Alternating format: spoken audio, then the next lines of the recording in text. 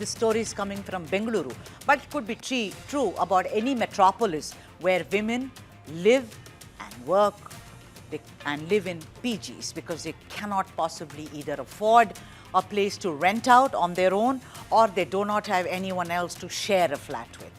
This is the story.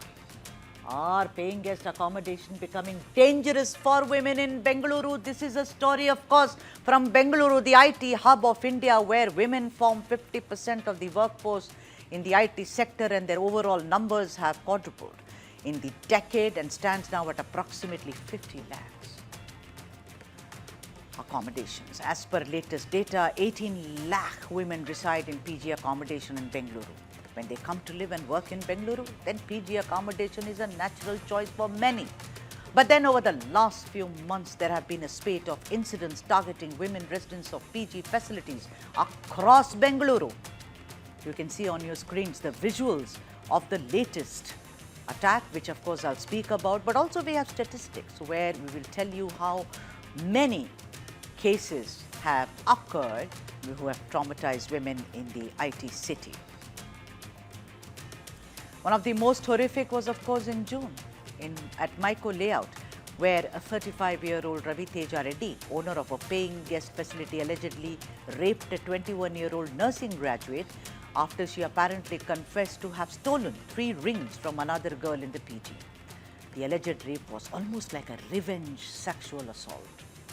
Now, in the latest, a 21-year-old woman, a working professional and resident of the paying guest accommodation BTM Layout, where she had been staying since August 2025, has alleged that in the wee hours of 29th of August, an intruder not only sexually harassed her, but also stole 2,500 rupees from her room.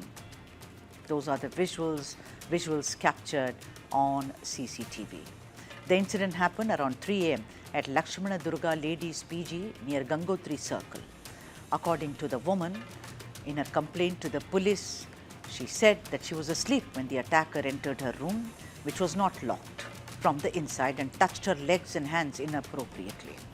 The woman then confronted the intruder, who then whipped out a knife and threatened her against raising an alarm. The police complaint also added that the man scratched her legs with his nails and assaulted her twice before she got out of bed. He then took the money from the room and tried to flee. You can see that this is the point, but the woman followed him down to the corridor and tried to stop him. But the assailant, who was descending the stairs, returned and assaulted her again before escaping for good. Her roommate was also in the room, but she was fast asleep and fortunately escaped the assault. A case has been registered under the Bharatiya Nyaya Sanhita section 75, which is sexual harassment, 76, assault or use of criminal force to a woman with intent to disrobe, and 329, which is criminal trespass and house trespass. There are many horrors to this story, and anyone would be enraged at the way it unfolded. But what is worse is that this PG, which had opened only 2 months ago, was manned by a security guard who was fast asleep and oblivious that someone had tiptoed in and entered the quarters of a woman. But then, isn't the city of Bengaluru also asleep, ladies and gentlemen, when it comes to securing the lives and dignity of its women who stay in PGs to study and also earn a livelihood? Let's debate. Brinda Adige has joined us. She's a women's rights activist, and Sandeep Aniruddhan, who's a civic activist. Warm welcome to both of you. Brinda Adige, you know, the fact of the matter, there are several. The security guard was asleep, and the owner of this PG apparently said, "What can I do if someone gets in? It's not my responsibility. He just got in. So what am I supposed to do?" I just think this is ridiculous. These are fly-by-night operators. These are like sweatshops. There is no kind of, monitoring of this. You just, the women are packed like sardines into this. Apart from that, maybe it's great to have 4 or 5 women living together. I think all of us can have fun. But I think security lapse is a major, major problem in PGs in Bengaluru, Brinda Adige. You're absolutely right, Sudha. A couple of months ago on your channel, we discussed how the boyfriend came into a PG and killed that woman.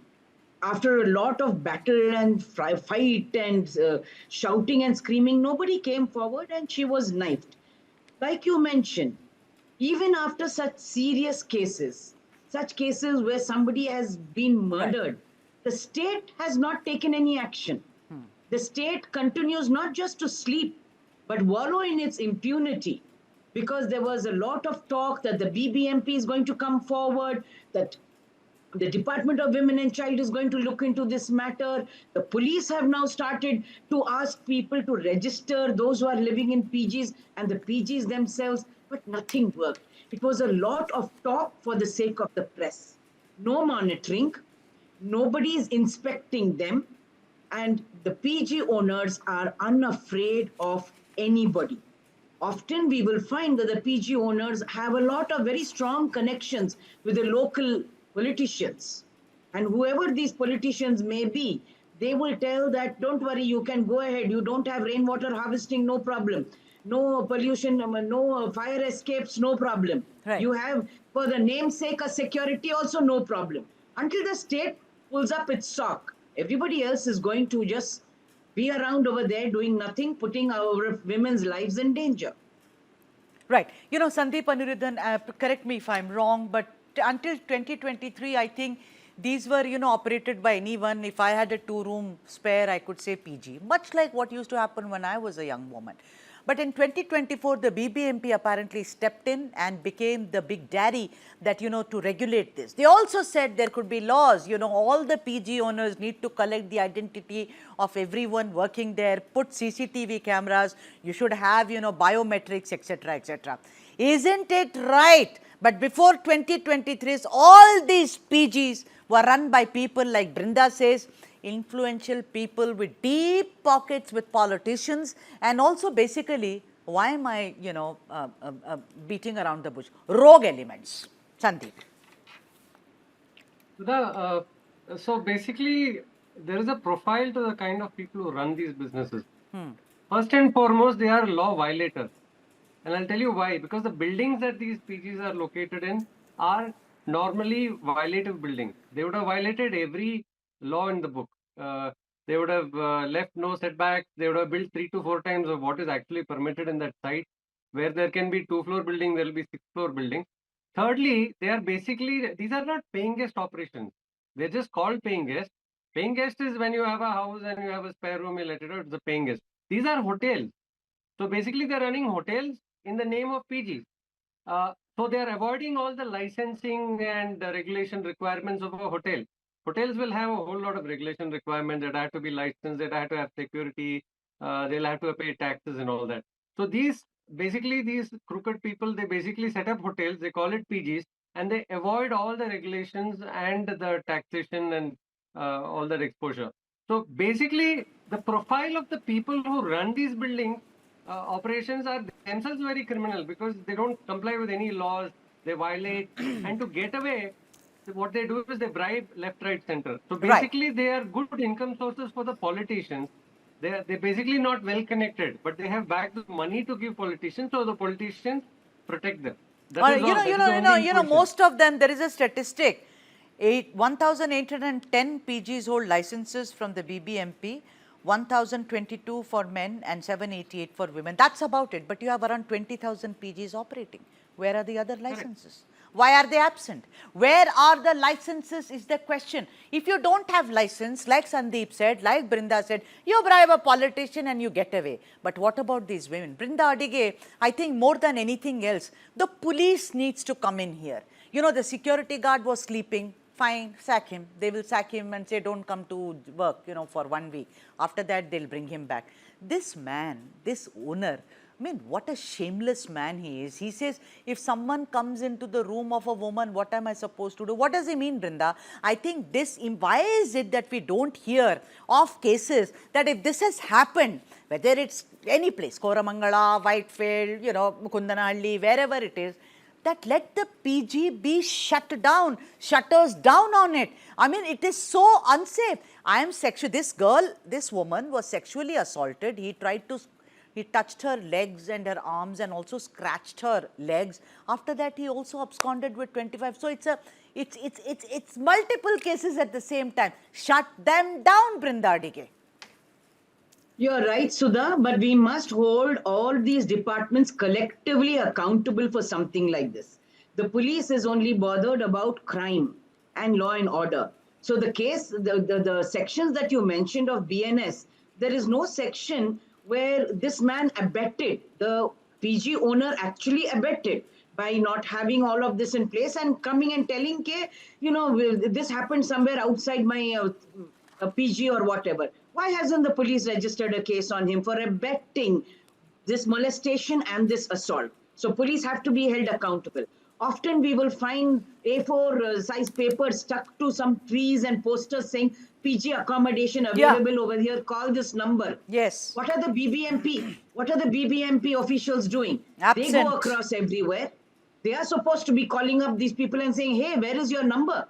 Where is your license number? So we want to hold everybody accountable, because if we don't have a collective accountability over there, each one is going to only blame the other one. Yeah, but we need to hold yeah, the municipal council accountable. there are lots of cases. We should put out that graphic on the screen about, in this year alone, 2025, there have been cases after cases. But, Brinda, the other question also is that what do the women do? I mean, there are PG accommodations which are available for 7,000 rupees if I share it with two more girls. Otherwise, it becomes very, very expensive. Also, Brinda, many people don't rent out homes to single women. Their first is, oh, she's single, she'll bring boyfriend. You know what I mean? And apart from several other things. So it's a big, big problem. The young women of Bengaluru need to stand up and ask the police and the authorities, listen, we come to work here. We are adding to the workforce. We are adding to, the economics of here. You need to keep our security and dignity in place. Sandeep Aniruddhan, I want to ask you something. That, in several of these cases, like we said, that they don't have licenses, they can do whatever they want with impunity. Listen to this horror. Like this man, can we show that visual? Yeah, where the man entered the room and then, descended the steps and, he was confronted.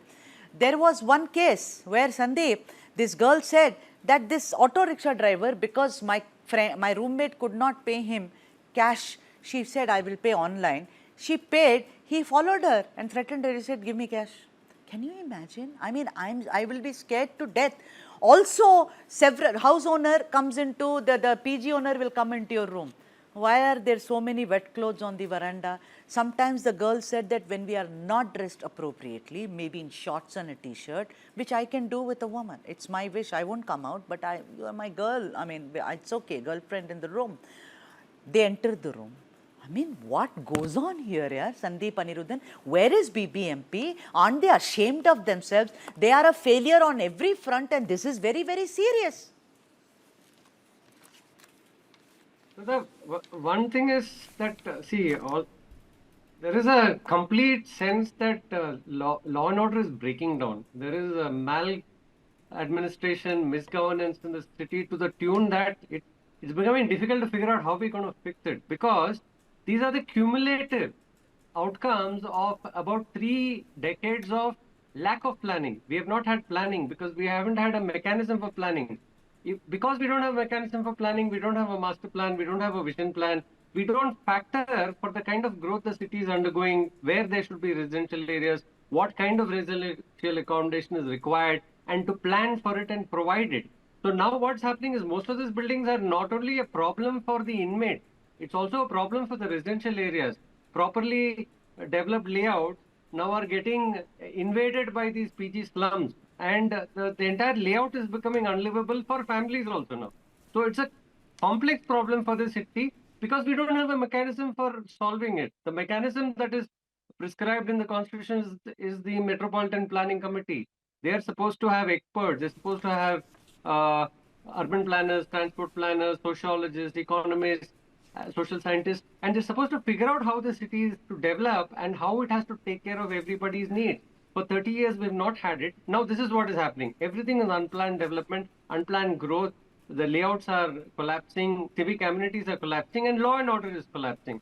All of this is because we are not developing the city intelligently, and there is no excuse for this because it is prescribed in our constitution. And this is why I say we have to go to the basics, the foundation. The foundation of the city is proper planning, proper governance. and it is there in the constitution. There is no excuse for violating it. Yeah, sure. But let me also, Brinda, give BBMP some brownie points. When they say we are going to put rules that you can only have this much of square meters, square feet, sorry, in a room where you can have 2 people, the PG Welfare Association stands up. You remember that case? I think it was 2024 where they said, no, it's unaffordable. It is unaffordable for the girls, whether women or men who come to work. It is also unaffordable for people who are running these PG houses. So it's a kind of a rock and a hard place kind of a situation.